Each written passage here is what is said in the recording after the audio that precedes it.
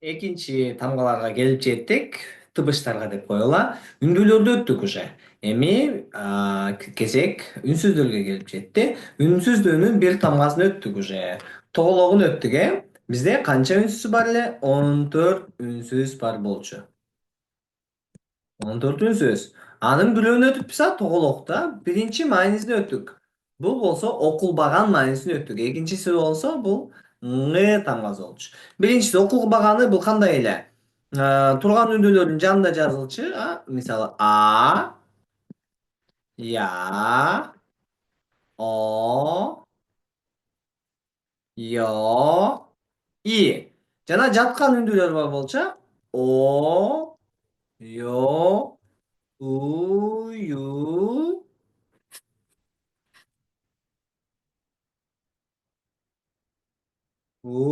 ю, жана и болчу. Мына ушул 10 тамга болчу. 10 үндүү тыбыштар, бирок бул жерде уже бизде тамгалар болуп калды. Я, о, ё деп окуй беребиз.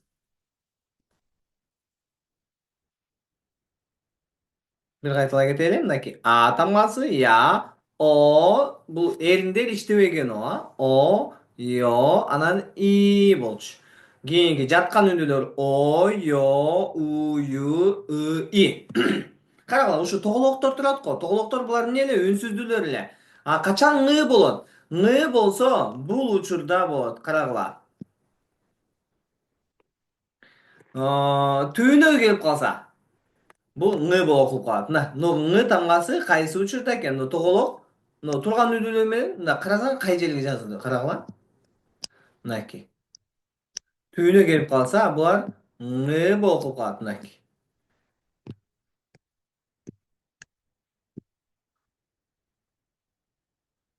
ң, ң. Бул окулуп калат экен. Кана окуп көрөлүчү анда. Мына биринчини кантип окуйбуз? Тоголок менен анан тоголок астына жазылып калды. Тоголок окулбайт башындагы, анан окулат аң. Аң деп окуйсуңар, көрдүңөрбү? Кийинки яң, яң, я тоголок окулбайт. Я окулат анан яң, бул болсо кой деген сөз, кой. Эч яң деген ошондо орусча баран да, баран, кой, яң. Кой дегенде кой эмес, кой, жаныбар. Яң деп коет экенбиз ошону. Яң. Мына тоголок, я анан яң. Тоголок, о анан оң. Тоголок окулбайт, ё анан астына түшүп калса болуп калат. Йоң. Йоң деген бул нөл деген сөз. Ушул сөздөрдү көчүрүп жазып алгыла, нөл. Кийинкиси иң дейт, тоголок. Анан и анан астында иң болду. Булар үстүңкүлөр болду. Эми астыңкы жатканда тоголок, о анан тогологу бул эмне болот? Оң болуп калат. Оң дейсиңер. Оң. Кийинки тоголок окулбайт башында, анан ё, анан о. Йоң, йоң болот экен, Кийинкиси тоголок анан уң болот. Уң, уң, уң. Кийинки тоголок анан юң, юң болуп калат. Юң. Кийинки тоголок анан ың деп окуйсуңар. Көрдүңөрбү? Кайсы учурда окулат экен? Астына түшүп калганда түйүндөгү тоголок тамгалар болуп калат. Түйүндө. Буларды биз түйүнө түшүп калган тамгаларды, үчүнчү тамгаларды бир муунда эки тамга болот экен буга чейин окуган. Жана астына түшүп калса 3 тамга болуп калат экен. Мисалы мындай болчу да бизде. Үнсүз биринчи жазылат. Үнсүз плюс үндүү. Турган үндүүлөр менен, Кийинкиси үнсүз плюс үндүү болот экен, Ой, то есть жанына эмес, бул астына жазабыз да, уже чыгарала. Астына жазайын, чтобы силерге түшүнүктүү болуш үчүн, Үнсүз плюс үндүү болот экен. Биринчи варианты уже жайың биринчи сабакта өткөнбүз. Экинчи вариантын дагы биринчи сабакта өттүк. Себеби үнсүз анан үндүү келген, я, о, ё, у, ю, и дегенди өткөндө бизде ошо жазылган. Мыналар турган үндүүлөр менен ушундай жазылат экен. Үнсүз тоголок жазылат, үндүү. Жаткан үндүүлөр менен үнсүз анан үндүү болуп жазылчу. Üçüncü variantı qanday bo'ldi bizde? Tak. Üçüncü variantı mınday bo'ldi, qarag'lar. Üçüncü variantı. Üçüncü. Qanday ekan? O'sha turgan ünlüler mena ünsüz yazıldı. Ünsüz plus. Ünsüz plus. Ündü ekan. Plus. Ne olacağını yazdı? Ünsüz bo'ldi. Mana. Ünsüz plus ündü plus ünsüz bo'ldi. Mana üçüncü variant. Shunday yaziladi tanga. Bir munda ikki tam bo'lar ekan. Shunday janida yoziladi. Ikki tam bo'lar ekan. Üstüne aslına yazılgana üç tam bo'lar ekan. Üstüne bunday yazılıp janına aslına yazıladi ekan. Ana birinchi qatori. O'sha üçüncü varianti bo'lar ekan. Tak. To'rtinchisi qanday o'tanda? To'rtinchisi o'ng'aylayman. To'rtinchi varianti ünsüz plus ündü plus akırkı ünsüz bo'ladi. Shunday ele ünsüz, ündü, ünsüz. Bu birinchi varianti ne oldu? Ündü, ünsüz. Ana ikinci varianti ünsüz, ündü. Ушинтип сөздөр түзүлөт экен, таңгалар birigip. Ünsüz, ündü, ünsüz. Эми түп түз эле üstүнөн баштап астына түшүп кетер экен. Ünsüz plus ündü болуп, Ünsüz болуп. Ünsüz plus ündü plus ünsüz болуп. Мына ного окулгандай эле аң, яң, оң, yoң, иң. Оң, yoң, уң, юң, ың деп окулат экен. Значит, 14 сөздүнүн биринчи тамгасын уже үйрөндүк. Баштын жанына жазылган жана түбүнө жазылган. Ушул эле тамгалар калган үнсүздүүлөрдө, калгандары деле үнсүздө турабы? Ушу тоголоктордун эле ордуна коюлат. Мисалы, жанына жазылып, мына биринчи варианттай болуп коюлат, карагыла. Мына жерде турат го, биринчи вариантта. Кандай экен? Үнсүз плюс үндүү. Турган үндүүлөрдүн, значит, тоголок тургандын эле ордуна алмаштырабыз. Тоголок буга чейин окулбай жүрдү го, эми окула турган үндүүлөрдү кошсок болот экен. Мисалга ала кетсек, биринчи тамганы тоголок анан эмне кантип окулчу эле? А бул окулчу, тоголоктун ордуна жок болот дагы, буну койсок болот экен. Ошол эле тоголоктун ордуна буну койсок болот, кийин буну койсок болот. Турган үндүүлөрдүн буларды койсок болот, бардык 14 үнсүздүүнү койсок болот экен. 14 үнсүздүүнүн бардыгы тоголоктун ордуна келет экен. Ошондо 14 үнсүздүн бар. Бул жерде азыр 10 деле үнсүз турат. Дагы 4-өн кошумча айта кетем акырында. Мынакей көрдүңөрбү? Жаткан үндүүлөр кандай эле? Мисалы уун ала кетсек, тоголок анан үстүнө тоголок жазылган у болчу. Бул экинчи түрү, Каралы, үнсүз плюс үндүү болуп атпайбы? Ушу тоголоктун эле ордуна мыналардын кайра эле ушулардын 14 үнсүздүнүн баарын койсок болот экен. Бул экинчи вариант. Үчүнчү варианты кандай? Үнсүздүүлөрдүн эле ордуна ушу 14 үнсүздүүнүн баарын койсок болот экен. Үчүнчү вариант. Төртүнчү варианты болсо дагы ошондой эле үнсүздүүлөрдүн ордуна 14 үнсүздүүнү койсок болот экен. Оңой эле. Эч кандай кыйынчылыгы жок, болгон эле ордуна коюп кое беребиз. Ошо жана биринчи үндүүлөрдү үйрөнүп аткандагы мынакей могу жердеги мисалдарда биринчини өчүрдүм, экинчини да өчүрүп атам, үчүнчүдө өчүрүп атам. Эгер ошо көчүрүп алгыңар келсе, кайра каттырып да көчүрүп аласыңар, көрдүңөрбү жакшысы видеосу. Эгер башка жакта болгондо, курста окуганыңарда өчүрдү уже все. Сүрөккө тартсаңар тартып алыңар, тартпасаңар тартпай калдыңар, жетишпей каласыңар. Мына биринчи тамгасы кайсы болду? Ң тамгасы. Эми экинчи тамгасы кайсы тамга экен да? Бул болсо К жана Г тамгасы мына. К Г тамгасы. Карагыла, бизде турган үнүүлөр бар эле го. Мына. Тоголоктун ордуна коюлду уже. К болуп калат. Бул болсо К менен Я. Я. Кийинки. Кда. Карагыла, эмнеге мен К Г деп жаздым? Эгер сүйлөмдүн башына гана келсе, мындай учурда, мисалы, баарын бир сөздү элестетеличи.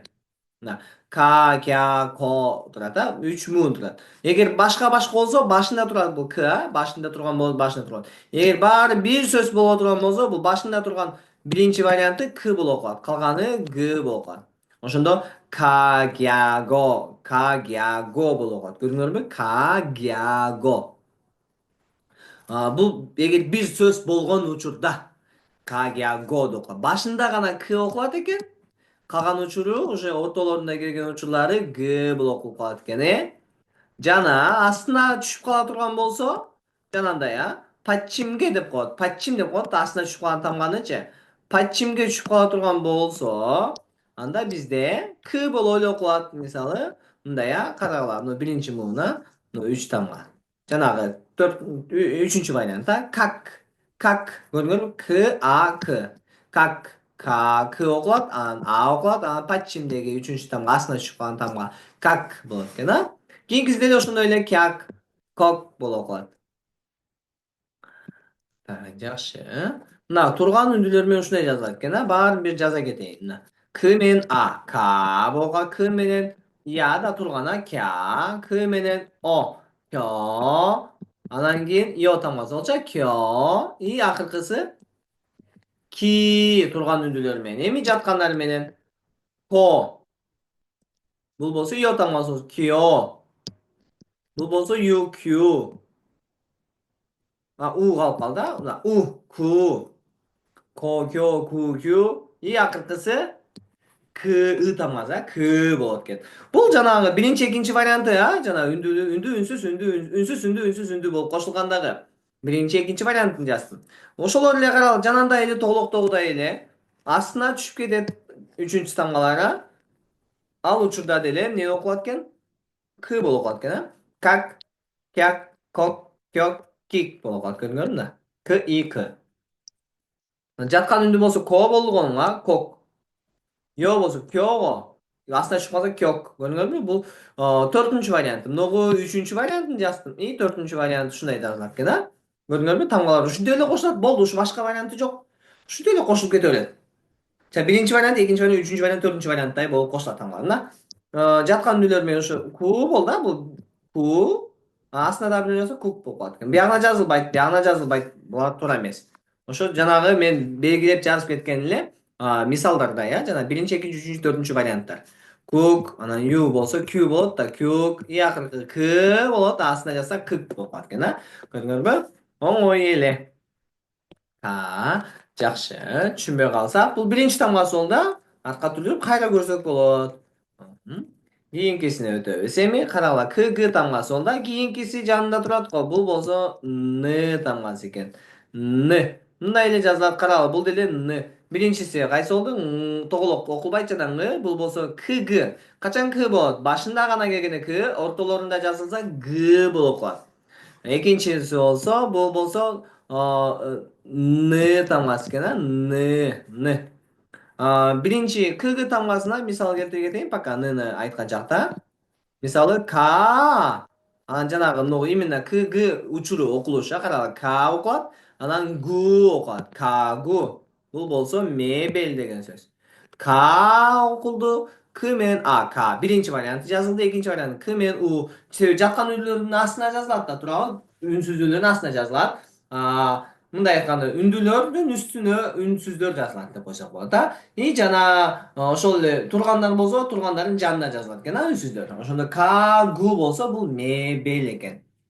Мебель. Дагы бир сөз.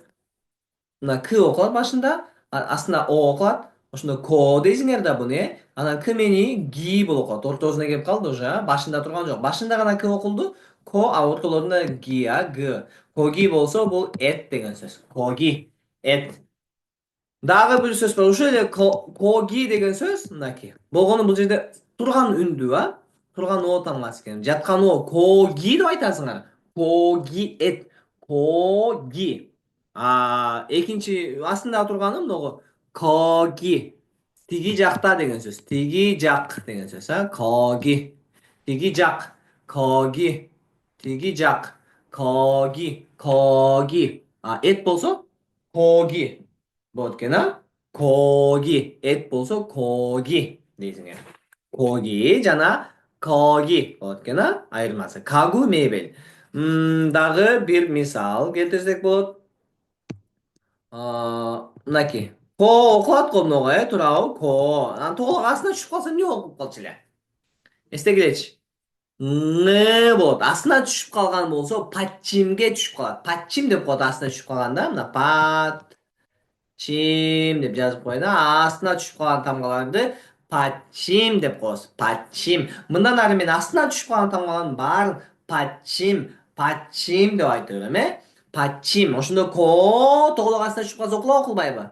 Окулат, да, ң болгон. Коң дейт. Бул болсо топ, же болбосо нөл деген сөз, а? Коң, нөл. Коң, топ жана нөл экен, а? Жақсы. Дағы, башка тамгалар менен чогуу бириккенде дагы башка сөздөр чыгат. Пока ушу төрт сөз келет. Кагу мебель, коги эт, коги тиги жак, коң топ жана нөл экен, а? Бул болсо кг тамгасы болгон.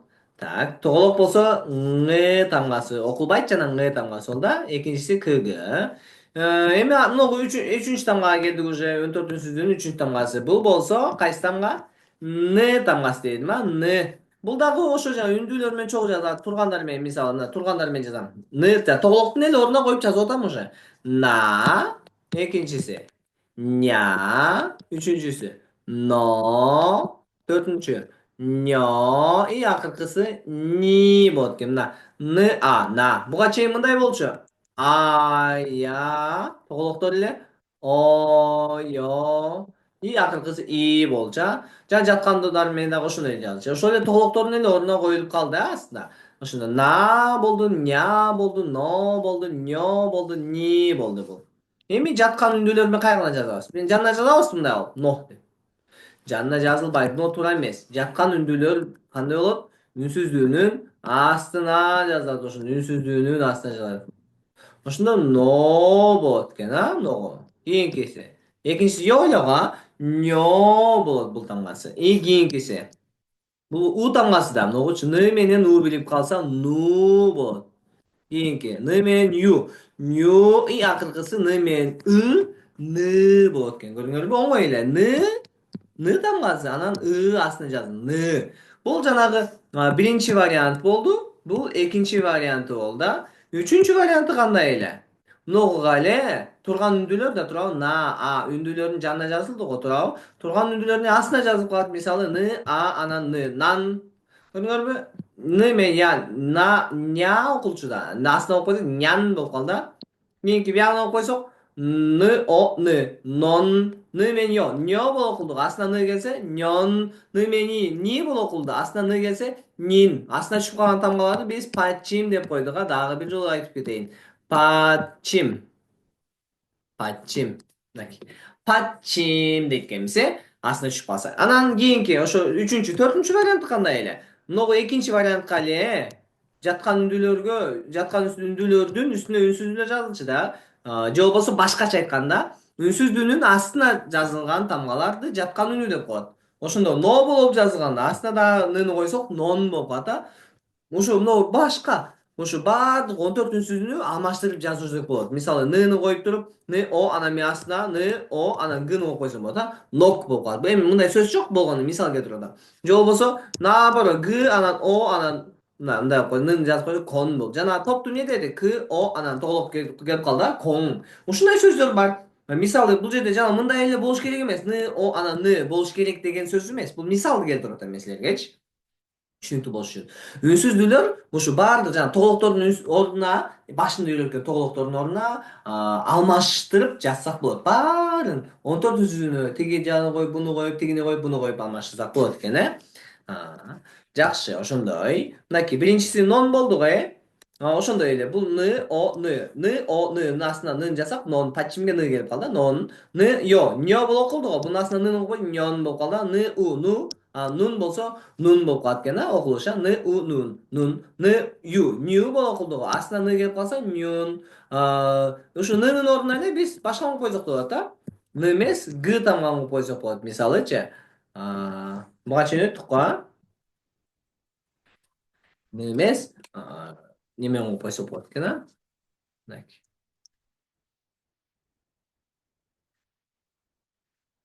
Ны эмес, гны коюп койсок болот экен.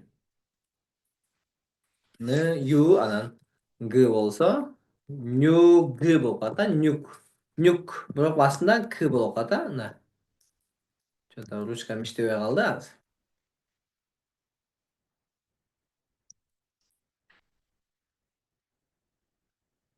Мынакей. Нюк болот экен, а. Нюк.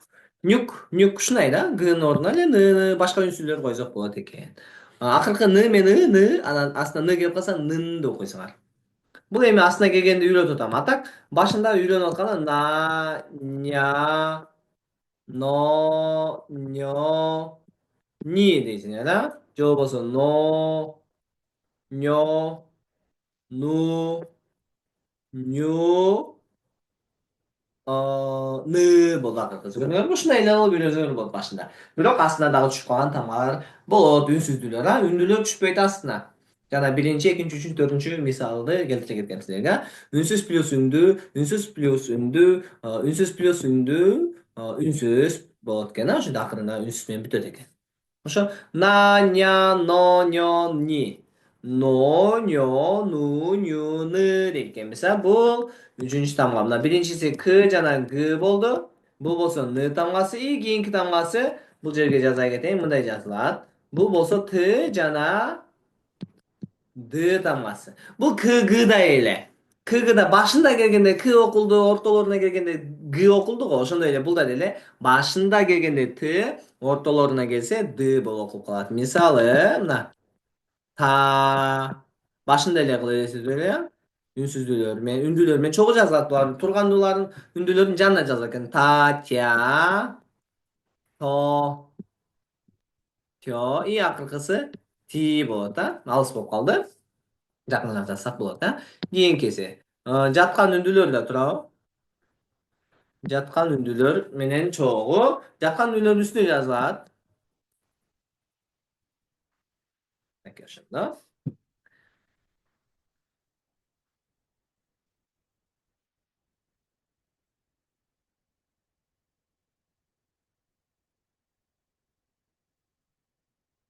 Ошону жукпай калып атат ушу.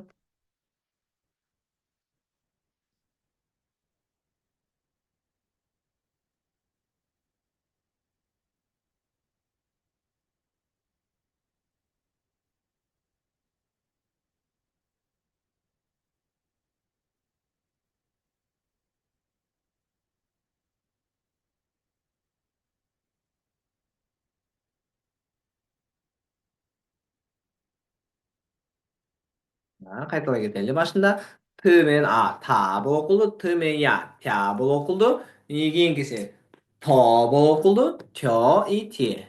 Эми астына келгенде жазабыз.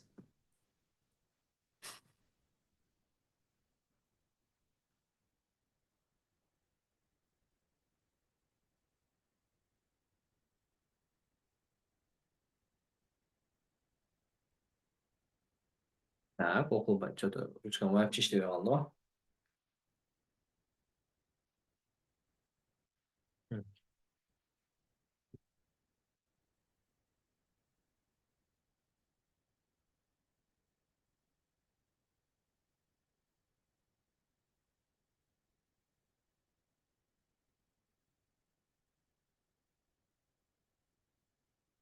Астына келгенде жаза кетейин,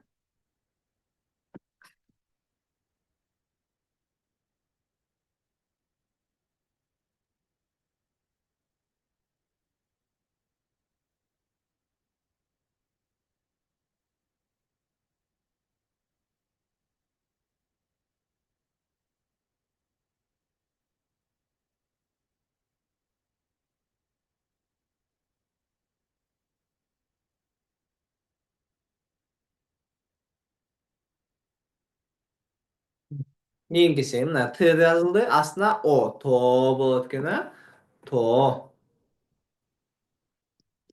То жаткан үндүүлөр менен жазылып атат. Т анан ё, бул болсо ё тамгасы, анан үстүн карап турат. Эки кол менен үстүн карап жаткан киши ё тамгасы. Бир кол менен үстүн караган о, то, тё, кийинки т жана у. Бу болду да. Т жана ю болсо тю болуп калат. И акыркысы т менен т болуп калат экен, т. Булар башында тургандагылардын мисалын келтирдим мен, д качан ортолоруна туруп калса эгер, мисалы могу эки бир сөз дейли, тодё болот. То башында, анан д, дё, тодё, тодё. Же болбосо мыногу ту менен ю болсо тудю болот. Башында гана т, ортолоруна келгенде уже д деп окуйт экенсиңер. Кгдай эле. Тды тамгасы дагы ошондой экен. Так, тодё, тудю деп ушинтип окуп кете беребиз. Мисал келтире кетейин. Тдга жана ныга. Ны тамгасы бул тд тамгасы болду. Т жана д. Мынакей биринчи ныга келтирем. Нуга ны тамгасы, мына жерге жаза кетейин. Ны тамгасы. Ны жана тдга. Мисалы, мына жерде. Биринчи ну дейт. На. Birinci söz ha bu ha birinci söz. Nuna bu ece деген söz. Nuna dep ece dep baldar aytат. Эже балдарга деп коем. Балдар. Эже экен а. Кийинки ногу карал окулачы тоголок окулабы? Башында турганда. Муну мен тоголок менен ону жазсак тоголок окулбайт. Бул жерде о дейбиз керек. Астында ныны жаздык. Он, анан биягына да ни болсо бул эже болуп калат экен. Мына астындагы тамгаларды өчүрүп коеюн. Анан көчүп жазып алабыз а. Мынакей. Патчимге түшүп калды аны. Ошо тоголок окулбайт. Нагы о анан тоголок окулбайт. О эле окулду. Он астында нын окуйбуз да. Он биринчи муунда үчүнчү түш тамганы окуйбуз. Он тоголок окулбайт бирок а. Он анан ны менен и. Ни. Он ни. Бул дагы эже. Бул кыздарга. Кыздарга. Кыздар деп коелу. Кыздар. Кыздар эжесин онни деп коет экен а. Онни. Балдар эжесин нуна деп коет экен. Бул экинчи сөз болду э. Эжесин балдары эмне дейт экен? Нуна. Эжесин кыздары эмне дейт экен? Онни дейт экенсиңер э. Онни. Жакшы. Нуна жана онни. Кийинки дагы бир сөз бар. Многу сөз. Үчүнчү сөз. Мынакей. Ны, анан у, анан кандай кылып окуйсуңар буну?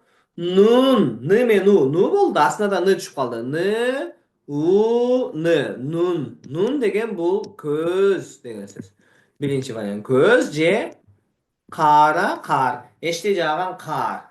Кар жаап жатат дейбиз го. Кар. Нун деп коет экенбиз. Көздү дагы нун дейт экенбиз. Но көздөрдү дагы нун. Көз нун. Эште карды нун дейт экенбиз. Эки мааниси бар экен. Нун. Жакшы.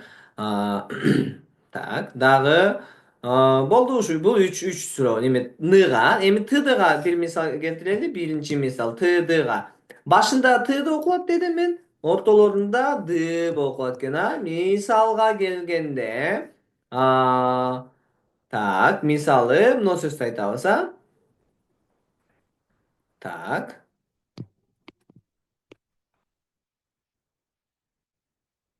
Т, анан о. Эмнеде окуйсуңар муну?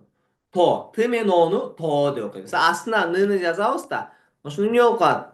Жана айткандай эле, бул төртүнчү вариант экен, а. Төртүнчү жанагы жазылуунун варианттары. Мындай үстүнөн келгенде үнсүз, үндүү, үнсүз болот, а. Үнсүз, үндүү, үнсүз болду да. Тон. Тон деген сөз бул акча деген сөз, а. Тонна деген сөз кушуп экен. Тонналаган акчаны табабыз, а. Бөлөсө. Тон деп коет экенбиз. Тон, акча, тон, акча. Тон бул эмне экен? Акча. Тон, акча. Экинчи сөз дагы. Мисалы, мындай сөз бар. Бул башында турганда т болуп окулду го. Эми ортолорунда турганда кандай болот экен? Башында многу тамга менен жазабыз. Ошондо мына к тамгасы да башында тургандачы. Биринчиники к, у, ку болот. Ортосунда туруп калды уже, а? Кийинки башында турган жок. Уже кийинки д болуп калат. Ошондо бул жерде ку, анан ду дейсиңер. Куду. Бул туфли деген сөз. Куду, туфли. Куду, туфли деп кеткен, а? Куду, туфли. Куду, туфли. Куду, туфли экен, а? Жакшы. Так, кийинки сөз дагы. Тон, акча, куду, туфли. Пока дагы башка үнсүздүүлөр өтө элекпиз да, ошон үчүн көп сөздөр чыкпайт. 14 үнсүздүн баарын өткөндө көп сөз чыгат. Тон, акча, куду, туфли. Ушу мисал жетет силерге аз пока. Кийин дагы кошумча сөздөр болот. Атайын уже тамганы үйрөнгөндөн кийин толтура сөздөрдү окуйбуз, окуп практикасын кылабыз. Акчаны эмне дейт экенбиз? Тон. Туфлини эмне дейт экенбиз? Куду деп коет экенбиз. Куду, туфли. Мына ортосунда д болуп окулду, башында т болуп окулду. Ошо варианттар. Мына. Ушулардын баарын көчүрүп жазып туруп, жазып жаттасаңар болот, а. Башында тамга үйрөнүп атканда жазып жаттагыла. Мына биринчиси кг тамгасы болду. К башында к, ортосунда г. Бул болсо экинчи н, үчүнчү болсо т жана д тамгасы болду. Буга чейин бизде тоголок өткөнбүз. Тоголок башында окулбачы. Кийинкиси ң тамгасы болчу. Көрдүңөрбү ушундай вариант экен, а? Ң бул кандай эле? Астына түшүп калганда ң болот эле. Ошол вариант экен. Так, кийинки тамга келип жеттик. Бул уже кийинки кайсыга окшош экен? Бул экиге окшош бекен? Эки койдум силерге деп айтабыз. Көрдүңөрбү? Эки. Эки. Экиге окшош жазылышы карала. Бул жазылыштарда очередтери бар. Азыр астында мына жак астында бар. Ошондо үйрөтө кетем, жазылыштын очередтерин. Бул болсо, эки окшогон тамга болсо кайсы тамга экен? Жазылышы мындай. Каралайлы. Чото ручкам гнать этип атат. Мындай башында ушундай жазылды. Анан бул жака, анан мындай кылып жазылды. Көрдүңөрбү? Биринчи, экинчи, үчүнчү вариант ошо. Бул болсо р жана л тамгасы. Бул жана тоголокко окшош. Экөөнү жазып кой дебегиле, экөө экенде. Бирөө мисалы, көрсөттүм просто. Бул болсо башында р, ортосунда деле р болот. Түбүнө, астына же болбосо падчимге түшүп калганда л болот. Жана тоголокко окшош. Тоголок башында, ортолорунда ң тоголок окулбачы эле ого. И астына гана түшүп калганда ң болуп калчу эле, Ошондой эле р дагы ошондой. Р анан л деп окулат экен. Мисалга алганда, пока үндүлөр менен кошуп кетебиз. Ра деп окулат, но р менен а. Ра. Р менен я. Ря. Р менен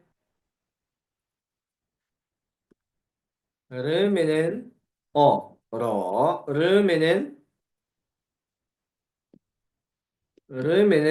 ё. Рё болду. Р менен и болсо ри болот экен, Ри. Кийинки жаткан үндүлөр менен р үстүнө жазылат да, ро болот. Р менен ё тамгасы. Р менен ё. Рё. Р менен у. Ру. Р жана астына ю болсо рю болот экен. Р жана астына ы болсо ры болот экен. Көрдүңөрбү? Оңой эле. Биринчи ра, ря, ро, рё, ри болду да. Ро, рё, ру, рю, ры болду. Ушинтип жазсак болот экен, жаттасакчы. Булар көрдүңөрбү, ортосунда, башында ортосунда туруп калса айырма жок. Только түбүнө түшүп калса л болуп калат. Мисалы түбүнө сары менен белгилеп кетейин, мынакей. Раль болуп калат мынагу. Раль же болбосо мынагу. Реаль болуп калат. Көрдүңөрбү? Оңой эле. Кийинки р менен о, ро, анан астына түшүп калса роль болуп калат экен. Роль болуп калат экен. Көрдүңөрбү? Кийинкиси. Роль болду да. Р менен ё, рё, анан астына түшсө рёль болот экен. Р менен и эмне болуп калат? Р менен могу и, ри болуп калат да, ри. Астына түшсө рил болуп калат экен. Мынакей, рил болот экен, рил. Астына рил деп окулат экен. Бул окуган эле мааниси, Р жана л болду да. Ушуга мисал келтире кетели. Биринчи сөз карайбыз. Р менен а. Р, анан р үнсүз келди да. Анан үндү ра окулду. Биринчи муун бүттү. Экинчи. Ортосуна тдын ортосуна келди. Д болуп калды да. Ра. Анан эмне болот? Ди. Ра биринчи муун. Ди экинчи муун. Ра, ди. Акыркысы тоголок, анан могу о. Тоголок үстүндө турат. Үстүндө турганда бизде окулбайт. Жөн эле о дейсиңер.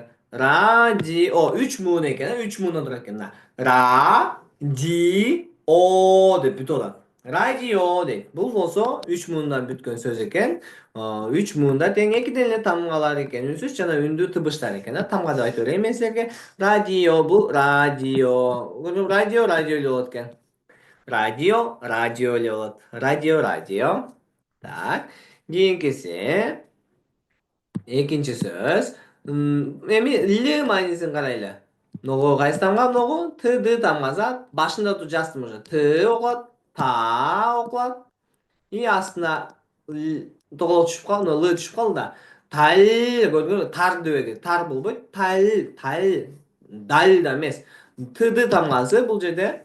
Бирок бизде башында турганда ТДнын тыз окулат экен, Ортолорунда турса, радиодо ди окулат. Таль болот экен, Таль. Бул болсо таль деген эки сөз. Ай жана ай деген сөз. Эмнеге эки ай болуп калды? Себеби бизде асмандагы ай бар жана Январь, февраль, март, апрель деген айлар бар, ай экен алдага. Тал болот экен экөө тең, экөө тең бир маанилике, бирок кыргыз тилинде деле ай, буларда деле тал дейт экен. Көрдүңөрбү? Кандай окшош. Кыргыз тили менен корей тили канчалык окшош, тал дейт. Тал, ай экен, бизде деле. Так, үчүнчү маани, үчүнчү сөз дагы. А, Так, жакшы сөз айтышым керек силерге. К, Н, Т. Мисалы, мындай сөздү айтып койсок болот,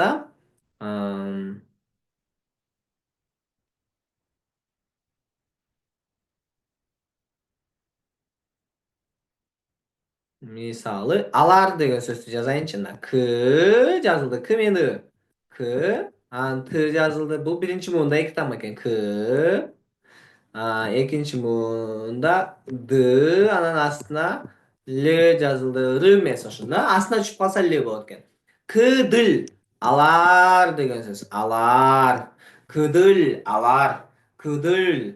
Кыдыл, алар. Кыдыл эми анан кийин мүчө кошулганда ушундай болуп калат. Кыдыл, алар экен. Радиону радио декенбиз. Талды ай экен. Кыдыл деген алар экен.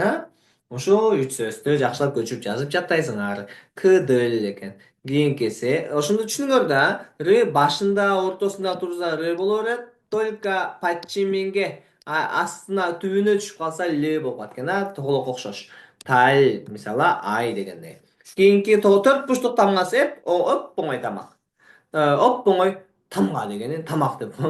배가 고파요. kursak açtık şeyden. Так, бул мы тамгасы карагыла. Мы эле. Бул ныга эле окшош. Бир эле майыңыз бар, ныга эле окшош. Жакшы. Ушундайлар жакшы да. Кандай тез үйрөнөбүз, ошону. Төрт бурчтук тамга эмне экен? Мы тамгасы экен. Мисалы, үндүлөр менен чогуу жазылат. Ма, мя, мо, мё. И акыркысы ми болот экен. Кийинки жаткан үндүлөр менен мо, мё, му. Кийинкиси мю, төрт бурчтук нуга. Мю, акыркысы мы болот экен. Мына ушундай эле. Жана тоголоктор эле го башында я, о деп жаттаганда. Ошондой эле бул деле тоголоктор эле мы, тоголок төрт бурчтук келип калды. Ма, мя, мо, мё, ми. Мо, мё, му, мю, мы болот экен.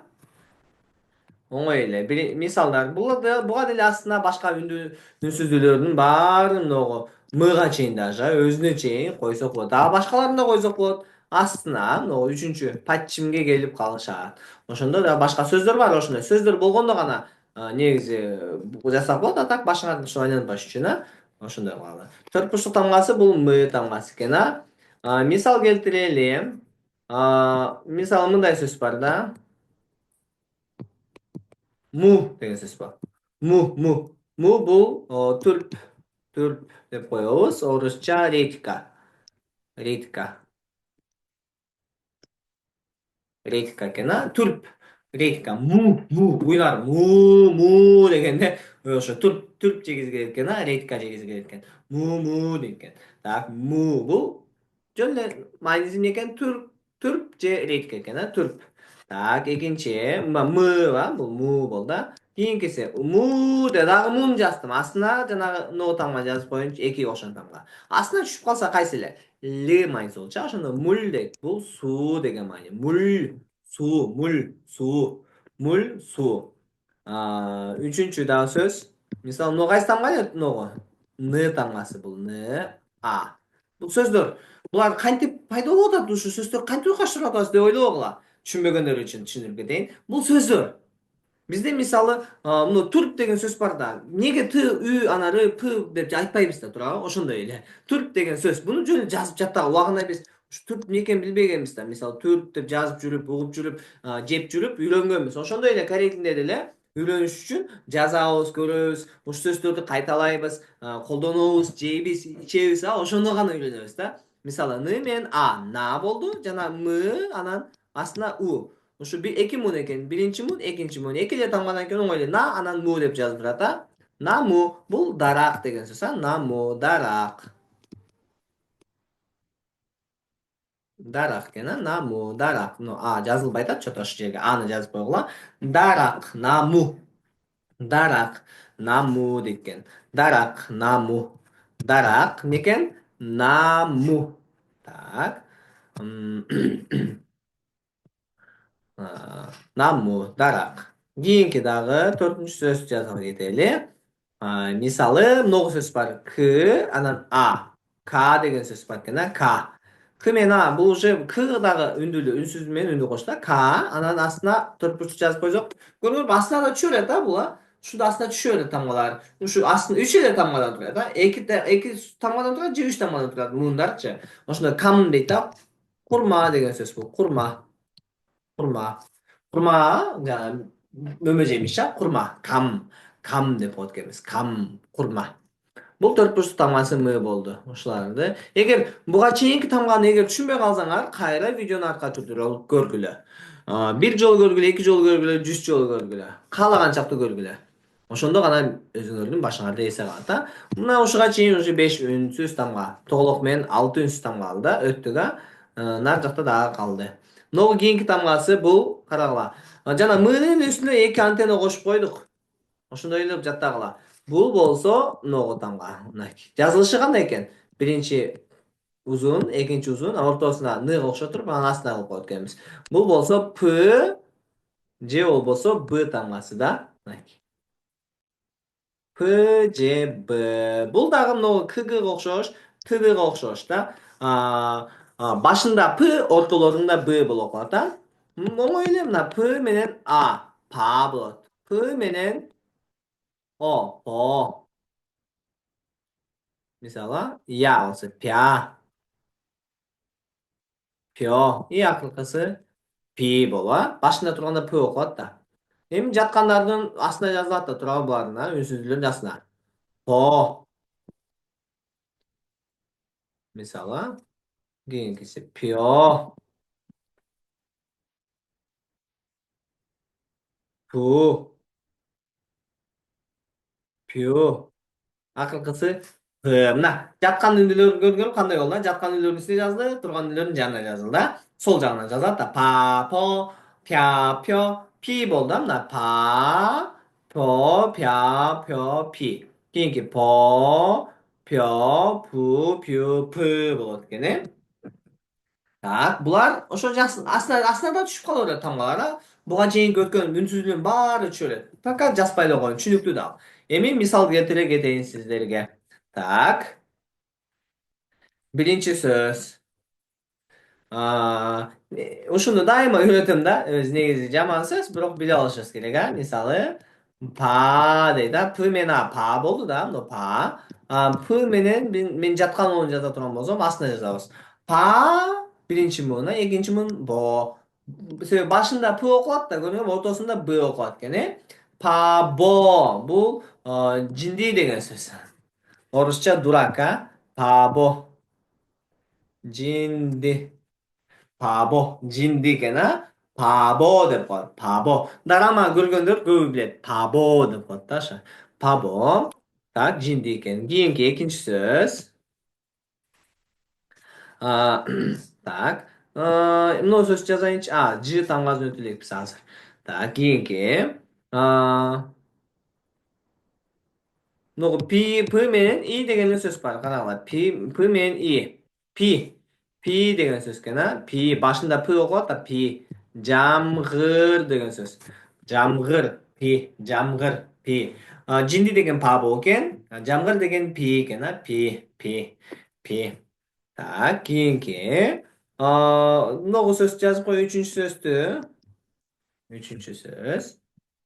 Мынакей. П, анан У. Пу болду да. Пул дейт, пул. Бул өрт деген сөз, өрт. Пул, өрт. Пул, П, анан У, анан Р жазылды астында. Бирок астына жазылып калды. Астына жазылышы Л болот. Пул, өрт экен, пул, өрт. Пул, өрт. Пул, өрт деп коебуз, Жакшы. Ушул сөздөрдү жазып туруп жаттап аласыңар, ПБга келдик. Кийинки. Мынагу карасаңар, У, бизде У бар го, У, мына. U'nun teskerisi eкен. Teskeri u. Ушуну эле оодарып койгон да. Оңой жаттаганга. Жазышы мындай жазылат. Карагыла. Мындай, мындай. Көрдүңөрбү? Мындай, мындай. Тескери у да, тескери мындай кайрылып карасаңар, у болуп калат экен. Бул болсо с, ш, т тамгасы. С жана ш жана т тамгасы. 3 майнысы бар экен.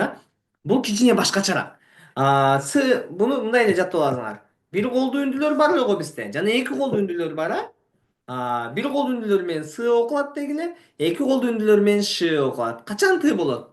Астына түшүп калганда, падчимге түшүп калганда т болот экен. Мисалы, с менен болсо бир колдуу да. Бир колдуу биринчи жада кетейин, а? Бир колдуу о, со. Эми жаткан үндү со. Жаткан ногу үндү бар го бир колдуу. У була, суу болуп калат. И дагы бирөө жөн эле колу жок ы жазылат. Сы болот. Мына ушу бешөөбү с болуп калат. Карайбыз. С менен с менен о, со, стоячий, турган о, со. Жаткан о кийинки кийинки у, су, акыркы с менен сы деп калат. Сы. Со, су, с болду. Эми эки колдуулар менен жаза кетейин.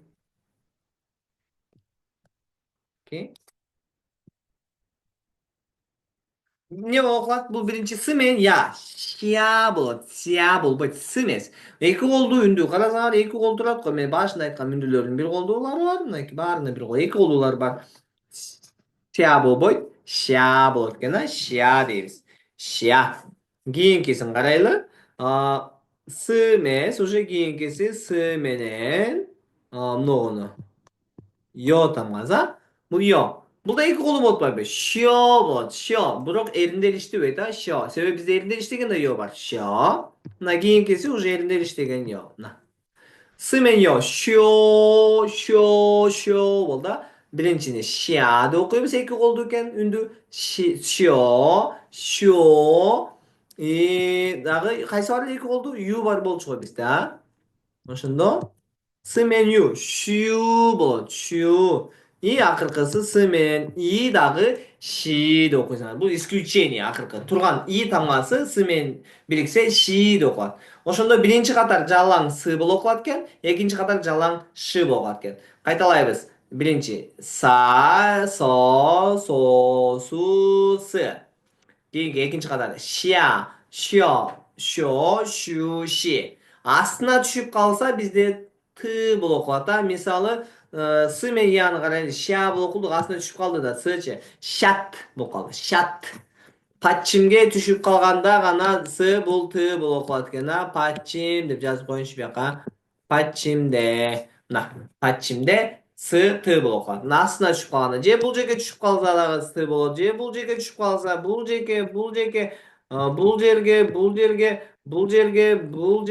бул жерге баарында с астына түшүп калса т болот экен.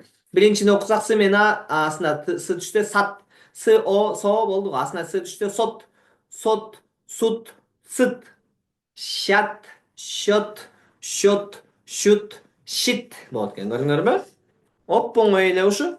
Мына биринчи катары с болуп окулду, экинчи катары ш болуп окулду да бизде. Мына асларын өчүрүп кетели. Мына с тамгасы ушу менен бүттү. Бир эки мисал келтирип коеюн. Биринчи мисал с менен у. Су деп окуйбуз, а? Су экен, а? И акырына ногу келип калса, ногу астына келсе л болуп калат. Бул суль деген сөз экен. Суль деген сөз бул ичимдик деген сөз, а? Алкоголь деп коеюн, а? Негизи сөздөрдү билишибиз керек, а? Суль, алкоголь, суль деп коет экен. Жана сууну болсо бизде муль деген мисал башка, а? Адаштырып жүрбөгүлө. Муль мачиго шипое деп, суль мачиго шипое деп адашып жүрбөйлү, а? Суу ичким келди деп отуруп, алкоголь ичким келди деп адашып. Муль деген суу экен, суль деген алкоголь экен, а? Экинчи, так, сыга мисалы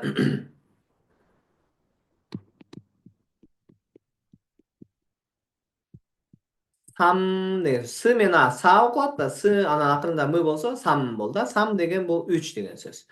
Үчүнчү, эми шга көп келе бербейт, мындай көп сөздөр деле көп эмес да. Мисалы мына с менен ини айта кетейин. С и ши окулдан нону кандай окуйбуз? Каралы экинчини.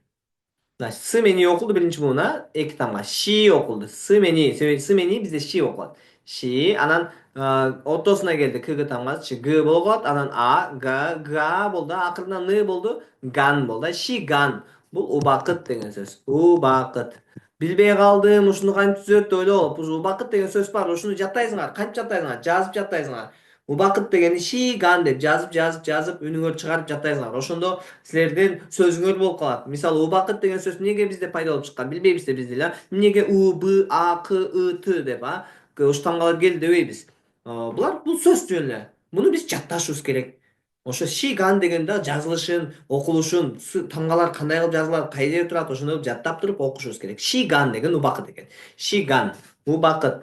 Төртүнчү, төртүнчү мисалы ню н менен у. Ню н менен ю, ню бул н биринчи жазыл ню, анан с деген сөз бар да. Жаңылык деген сөз, жаңылык. Ньюс жаңылык. Н менен ю, анан с менен с деп окул да. Ньюс жаңылык. Ушул сөздөрдү көчүрүп жазып алабыз. Жакшылап жаттайсыңар. Жазып жаттасаңар ушул сөздөр силердики болот. Ньюс жаңылык экен. Тоголокту өткөнбүз. Эми кийинки тамгага келдик. Ногу тамга экен. Сга эле үстүнө жазылып калды. Карасаңар кандай оңой тамга. Сын эле үстүнө унун эле уже башкача болуп калды, өзгөрүп калды. Бул мындай тамга экен, карагыла. Жазылышы. Бул ч, ж, ж тамгасы. Бул дагы башында ч, ортолорунда ж болуп калат. Мисалы ч менен а, ча. Ч менен а, я. Кийинки тамга ча. Ч менен о, чо. Ч менен ё, чо. Ч менен и, чи болду да. Мен ч деген тамга бар, ал башка. Мындан кийинкини үйрөтөм. Бул ча, ча, чо, чо, чи болду да. Кичине мындай жеңилирээк ч деп айтпайсыңар. Дем чыгарбай. Жөн эле ч, ча, ча, чо, чо, чи. Кийинки жаткан үндүүлөр барго. Чо, чо, чу, чу, акыркысы ч болду. Мына ушинтип эле кошуп жаттайбыз. Бир сыйра окуйлу. Ч менен а, ча, ча, чо, чо, чи. Кийинки чо, жаткан үндүүлөр менен чо, чу, чу, ч.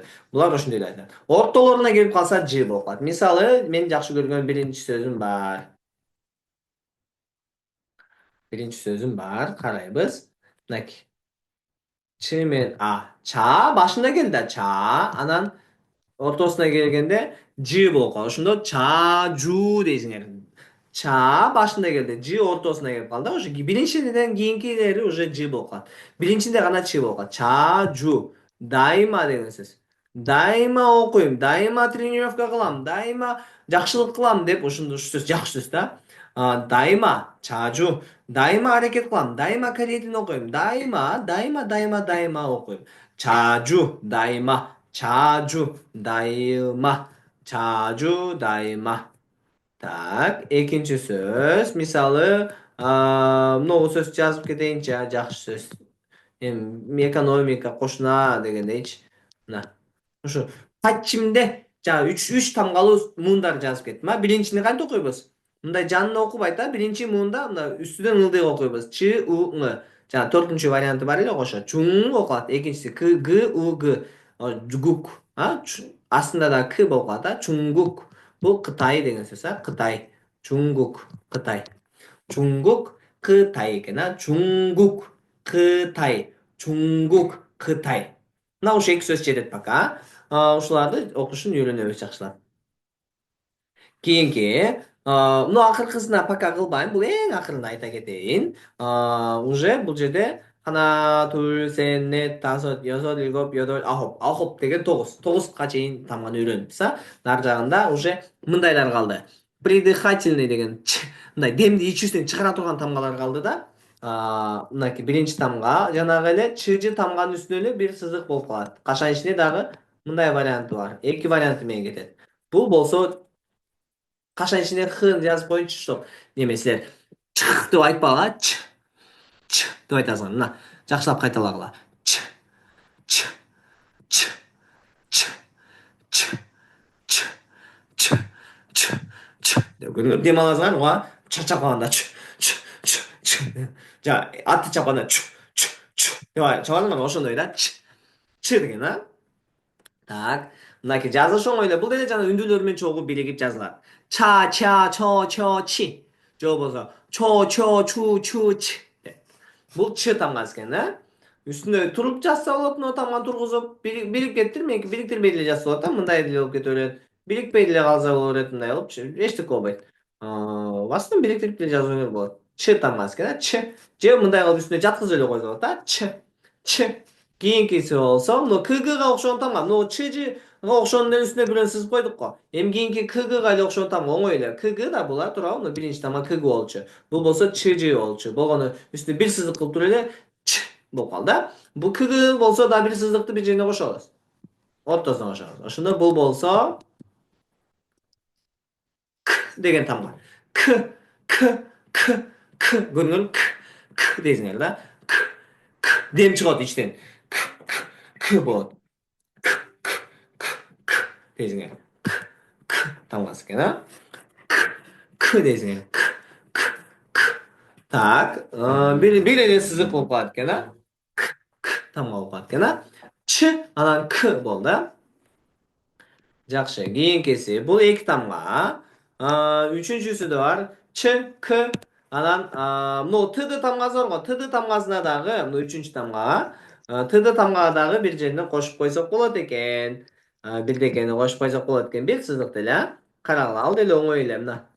Тд да мына турабы, тд тамгасына. Ортосуна бирди койсо е кошуп калды. Бул болсо бизде т тамгасынан х деп койбойбуз да. деген тамга. Т, т дейсиңер бул. Т, т, т, т, т, т дейсиңер. Кандай экенсиңер? Т, т, т деген тамга. Т, т, т, т, т деген тамга. мына ч тамгасы биринчиси, экинчиси к тамгасы. Жана кгга эле биринчи чжга эле бир сызык кошсок ч болуп калды. Кг тамгасына эле бир сызык кошсок к болуп калды. Эми тд тамгасына эле бир сызык кошпой т болуп калды. Т. Кийинкиси болсо римский эки тамгасы. Римский экиге окшош. Римдик эки тамгасы санына окшош. Бул болсо п менен х. Бул п деп эле. П эмес. П дем чыгарыш керек, дем иштен чыгыш керек. Иштен п дейсиңер. П деген бул п эле тамга экен, п. И жана акыркы тамгасы карагыла, бул жерде биягынын асты пнын астына жазам. Ошо биринчи вариант жаткан сызык менен, бул болсо эми качан ичинде турган. Мындай дагы варианты бар, Буну о менен тоголок окшош экен, оң деп жүрбөгүлө. Бул үндүү анан үнсүз болуп жазылбайт. Үнсүз үндүү болуп жазылат дайыма. Бул болсо х тамгасы. О менен ң эмес, х тамгасы. Бул башка тамга. Бул дагы ошол эле тамга х. Жаткызып да жасап, отургузуп да жасап болот экен. Бул болсо х тамгасы экен. Акыркысы х экен. Акыркысы х. Бирден мисал жаза кетейин. Мисалы ч анан а. Ча деп эле коелу. Ч менен а ча. Бул машина.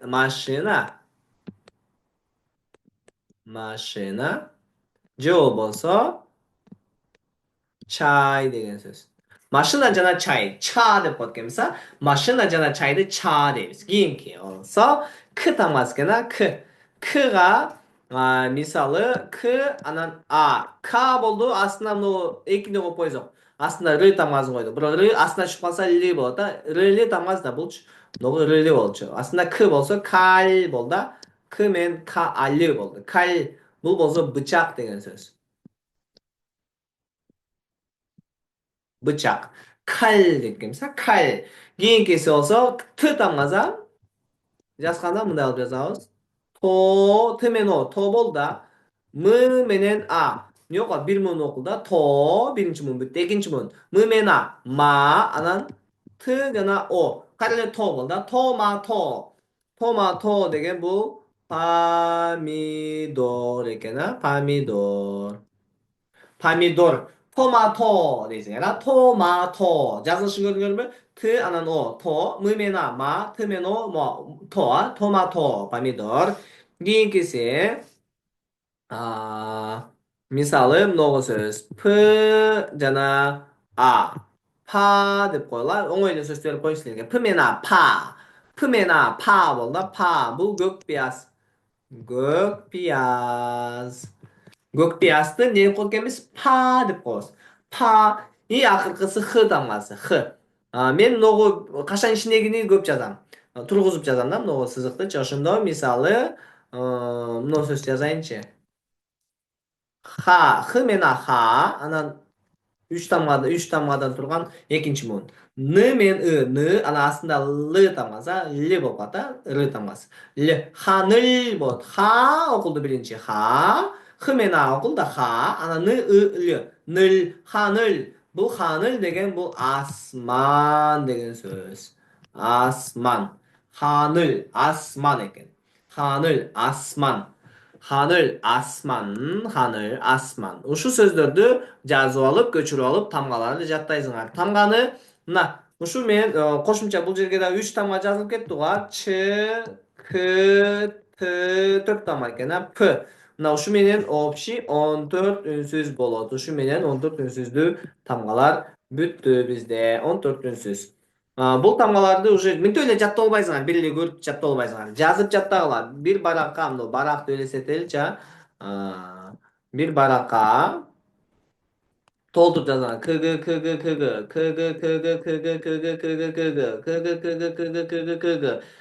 Бул бүттү. Экинчи баракка ачасыңар.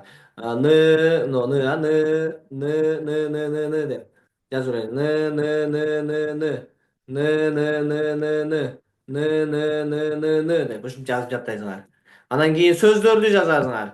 Мисалы, ханыл акыркы сөз, асман деген сөздү. Ханыл. Что үйрениш үчүнчү, ха. Менин колум бул письменный варианты андай. Мынтип жазсаңар болот да, силер үйрөнчөксүңөр да. Х, аха. Шашпайчы. Шашып жазганда мен мисалы мына ханылды мынтип жазам. Уш канча жукка болот. Ханыл көрдүңөрбү? Ханыл деп. Ушинтип жазып коозоп жазып үйрөнөсүңөр, Ханыл, асман депчи. Бир баракты толтуруп жазса, эки барак толтуруп жазабыз. Ошентип жазабыз. Анан карагыла, эми бул жерде эмне экен? Очередь менен жазылыштар, үйрөтө кетейин. Биринчи тамганы кг тамгасы мындай жазылат экен. Кг. Экинчиси н тамгасы. Үстүдөн мындай капталга. Н дейбиз. Ушундай көрсөтөлө кетейин. Тды тамгасы болсо биринчи буну сызасыңар бияка. Анан ныдай кылып турупчу. Тды дейсиңер. Кийинкиси болсо эки окшон тамга. Биринчи кг окшоп мындай чийебиз. Анан бул оң жактан сол жактан оңго. Анан үстүнөн ылдыйга. Р тамгасы экен. Көрдүңөрбү жазылышын? Р. Кийинкиси төрт бурчтук. Оңой эле мындай биринчи бүксөң, муну деле очередь менен жазгыла. Мына карагыла. Бул сызык, анан мындай кылып, анан бул жакка алат экенсиңер. М тамга. Очередь менен биринчи, экинчи, үчүнчү. М тамгасы экен. Бул дагы ПБда жанагындай болчу. Биринчи үстү, экинчи сызабыз, ортодон чийебиз, анан астын чийебиз. Бул ПБ тамгасы экен, С болсо тескери у. Оңой эле биринчи бул сызыкты кылсаңар өзүңөргө ыңгайлуу. С, Ш, Т тамгасы. Тоголок болсо тоголок деле чийип үйрөнө билебиз, Бул Ң же окулбайт жана Ң. Кийинкиси жана Уга тескери у, Ч, С, Ш, Тга окшош эле үстүнө бир сызык сызып кой да. Бул болсо Ч, Ж тамгасы, И акыркысы бир сызык тоголок кылса болот. Бул Х тамгасы. Буну мындай кылып да жазып койсок болот да. Бир сызык үстүнө мындай кылып тургузуп, буну жаткызып, мындай кылып Х болот. Жана акыркылары бул Ч тамгасы. Биринчи сызык сызабыз, анан мындай кылабыз, анан бул Ч тамгасы бул. Кийинки кайсы эле КГга эле мындай кылып туруп К. Кийинки Т деген тамгасы кичине башкача. Башына биринчи сызык чейет, экинчи сызык чейет, анан мындай кылып туруп мындай кылат. П тамгасы. Акыркы П оңой эле, бул римский эки П тамгасы. Мына ушул менен ушул эле тамгалар. Оңой эле. Окулушун үйрөнүш үчүн биринчи ушул тамганы жакшылап жаттап аласыңар. Эми мисалдарды окуй кетели. Биринчини КГ тамгасы. Ко, ги болот. Ортосунда г болот да. Коги, эт. Коги, эт экен. Кийинки могу жака келе коюп окуй коеюн. Мынакей. Бул жерде. Могу жерден баштайлы. Радиодон баштайлы. Ра окулду. Д ортосунда д болот. Д, анан ди, анан тоголок окулбайт үстүндө, астына түшкөндө гана окулат да, түбүндө. Болот да, бул ошондо О эле окулат. Радио болот экен, радио. Кийинки банан. Карагыла, банан. Başında özü negizi p ha. Bular negizi bu söz bırak b banan degan söz bo'lgani uchun бұл жерде деле пб тамганы б деп окуп кое беребиз. Исключение. Банана деп айтабыз, бирок негизи банана деп коет да өзүчө. Па, п менен а. Па, ны менен а. На, ны менен а. На. Үч муун экен. Биринчи муунду эки тамганы окуйбуз. Анан экинчи муунду эки тамганы окуйбуз. Үчүнчү муунду үч тамганы эки тамганы окуйбуз. Ошондо үч муун экен. Банана, банана, банана, банана, банан экен, а? Банана, банан. Кийинки. Sok. Каралы, бул жерде эки муун бар экен. Биринчи муунду окуйбуз. Үстүнөн ылдыйга ч мену чу, башында ч окулат да, ортосунда ж болот. Жу, жүрбөйлө, чу с менен ны с деп экенбиз, а? Чу с, сок, чу с, сок. Кийинки апа деген сөз экен. Тоголок астында турат. Түбүндө эмес, а? Астында, жанында турат. Окулбайт. О окулат. Ошондо о эле окулат бул жерде биринчи муунда. Экинчи муунда м менен о, мо. Кийинки ны мени ни. О, мо, ни, а, па. О, мо, ни. О того окулбада. Буга чейин өткөнбүз. Үндүлөрдү өткөндө жакшылап карабалга эгер түшүнбөй калсаңар. Көргүлө кайра О, мо, ни, апа. О, мо, ни, апа экен, а? 어머니, 아빠, 기인께 шляпа, мымено, мо, жимена, жа. Мымено биринчи окулат. Неге? Себеби бул ошо астына жазылган үндү менен окулат да үнсүз. Мымено, мо, анан жимена, а, жа. Можа. Эмнеге жи болуп калды? Бул башында турган жок да сокко окшоп. Чусы башында чи, ортолорунда жи болчу. Можа. Шляпа, кепка, шапка баары кете берет. Можа. Баш кийим деген сөз. Можа. Кийинки шады экен, а? Шады. Кара, 3 муун бар экен. 3 муунда эки-экиден тамга экен, а? Эки-экиден. С менен а са окулат, д менен а да. Неге д болду? Ортосунда турат. Өзү негизи башында турса т болот, ортосунда д болот. Са, да, ри. Ш болсо качан эле снын дагы экинчи варианты ш эле го. Эки колдуу үндүлөр менен. Бул жерде бир колдуу үндү менен жазылып атат туурабы? Са, анан д менен а да, ри. Садари. Бул жерде дагы р патчимге астына гана түшүп калган ли болчу эле. Садари, шады. Садари, шады. Можа, шапка. Можа, шапка экен, а? Так, можа, шапка, шляпа, кепка баарына кетип экен, а? И кийинки омони апа, чусы сок, банана банан, и радио экен. Кийинки сөз дарактар экен, а? Дарак. Ны менен а на, ана мы мену му. Наму, дарак. Наму, дарак. Ны менен а на, мы мену му. Наму, дарак. Кийинки ата экен. Ата деген сөз экен. Тоголок алдына келип калды, жанына, түбүндө эмес. Ошон үчүн тоголок окулбайт. Ошон үчүн бизде кандай болот? Жөн эле а окулат. Анан б менен о, бо, ж менен и, ортосунда ж, ортосунда б болуп калат. Бул башында турса п болчу эле, бул тамга болсо башында ч болчу эле, а? Бул жерде ортолорунда турган үчүн б жана ж варианты окулат. Бо, ж. Буну бир көргөндө түшүнбөйсүңөр, көрдүңөрбү? Силер тамганы жаттап туруп кайра көрсөңөр видеону, ошондо жакшы түшүнөсүңөр. 아버지 아타게나 아버지 아타 아버지 아타 кийинки эт деген сөз экен. Эт к менен о ко ортосунда г ги болот да ги коги эт и сосиска с менен о со окулат. Бир колдуу үндүү экен, а? Жана с менен и менен с келгенде ш болуп калат постоянно алдындагы тамгасы ши болот ошондо. Анан ортодогу ч ж тамгасы ж болот, а? Ж со ши ж сосиска. 소시지 сосиска экен, а? 소시지 сосиска. Бул жерде жана 4 тамгасы жок, пока 10 үнсүзүнө айта кетем. Бул болсо кг тамгасы, бул болсо н тамгасы, бул болсо тд, бул болсо рл, бул болсо м, кийинки пб, кийинки сшт, кийинки тоголок окулбайт жана ң, бул болсо чж и х. Акыркы 4 тамгасы болсо кандай эле дагы бир жаза кетейин. Бул ч, к, т, п. Мына ушу менен 14 үнсүз аягына келип жетти. Бизде сөздөр дайыма үнсүз плюс үндүү болот. Биринчи вариант. Үнсүз үндүү биринчи вариант. Экинчи вариант. Үнсүз плюс үндүү, а? Мынакей. Бул биринчи, экинчи вариант болду да. Үчүнчү варианты кандай эле? Карайбыз. Үнсүз плюс үндүү үндүү акыркысы д жазылбай калды что-то.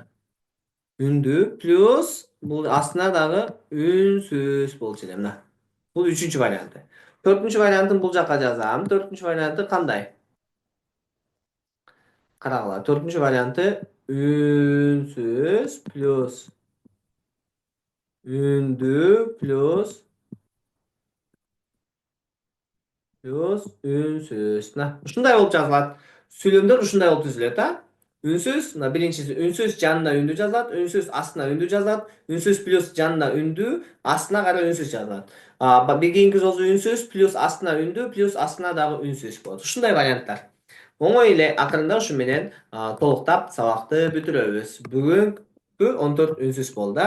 Кийинки тамгалар дагы бар. Бизде дагы 11 дифтонг деген тамга кошулган үндүүлөр калды жана 5 каткалаң мындай каткалаң үнсүздүүлөр калды. Ошол эле оңой эле. Пока ушу эң важныйлар ушулар. 10 үндүү жана 14 үнсүз. Ушу менен чогуу биригип сөздөргө окуй беребиз. Кийинкиде тамгалар бүткөндөн кийин атайын бир сабак, бир примерно 15-20 мүнөттөн жарым саатка чейин только окуу. Сөздөрдү окуйбуз, кайта окуганды практика кылабыз. Ошондо гана жакшы үйрөнүп олтуруп, кийинки экинчи жанагы сабактарга өтсөк болот. Үчүнчүдөн ошондо төртүнчү, бешинчи, үчүнчү сабактан башталат ал жакта. Ал жакта уже грамматика, сөздөр жана сүйлөмдөр көп болот. Ошон үчүн жакшылап бул биринчи фундамент жакшылап куруп алып туруп, анан кийинки жакка өтөлү.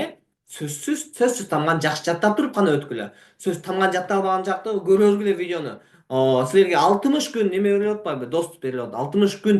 Элестеткиле, 60 күн күнүгө окусаңар деле, менин 30 сабагымды ошондой канча жолдон көрүп коесуңар, элестеткиле. 30 сабакты 60 күндө 2 жолдан, бир сабакты 2 жолдан көрсөңөр болот экен. Ошончолук жакшы. Даже ошо 60 күндө 2 күндө даже бир сабакты көрсөңөр болот экен. 2 күндө бир сабак, же күнүнө бирден сабак көрүп туруп, 60 күндө 30 сабакты силер 4 жолу көрүп койсоңор болот. Ошончолук жакшы возможность бар. Ошон үчүн жакшылап окуйбуз, аракет кылабыз. Анемге келсең,